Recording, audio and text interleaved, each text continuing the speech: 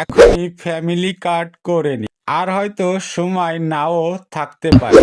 এর জন্য আপনাকে মেম্বার চেয়ারম্যান ইউনিয়ন পরিষদ অফিসে যেতে হবে না। ঘরে বসে মোবাইল ফোন দিয়ে অনলাইনে ফ্যামিলি কার্ডের জন্য আবেদন করতে পারবেন।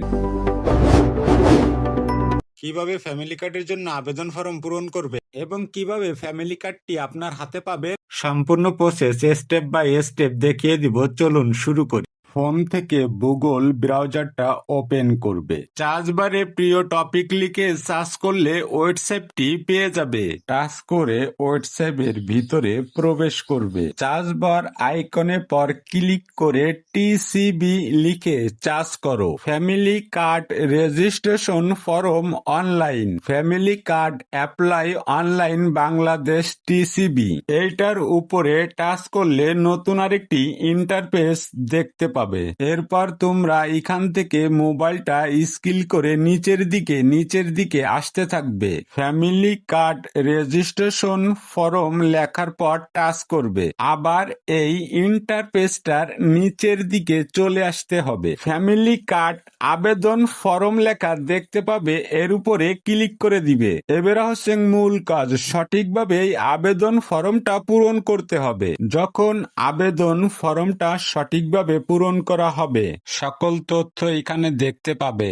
এবারে দেখে নেওয়া যাক ফর্মটা কিভাবে ফিল আপ করবে। সর্বপ্রথম তোমরা এখান থেকে ওয়ার্ড মেম্বারটা সিলেক্ট করে নিবে। ইউনিয়ন পরিষদের নাম এবং কত নম্বর সেটা লিখবে। তারপর আবেদনকারীর নাম, ভোটার আইডি কার্ডে যে নামটা আছে ওই নামটা এখানে দিবে। অবশ্যই আবেদনকারী মহিলা হতে হবে। আবেদনকারী স্বামীর নাম অথবা পিতার নাম, ভোটার আইডি কার্ডে যেটাই দেওয়া থাকবে ওইটাই রাখবে। এরপর রয়েছে আবেদনকারী মায়ের নাম, এনআইডি কার্ডের নাম্বার দিবে, ফোন নাম্বার দিবে।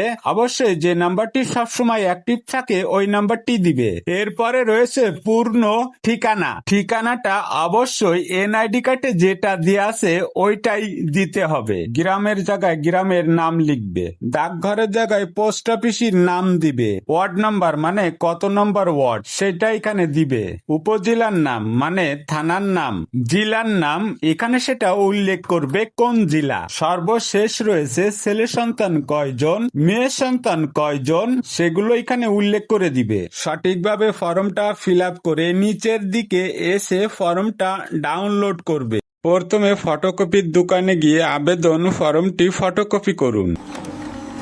পাসপোর্ট সাইজের রঙিন ছবি আবেদন ফর্মের উপর লাগিয়ে নিন।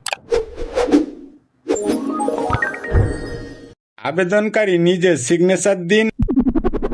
স্থানীয় মেম্বার অথবা চেয়ারম্যানের সিগনেচার নিন। সবশেষে ইউনিয়ন পরিষদ অথবা উপজেলা অফিসে জমা দিন।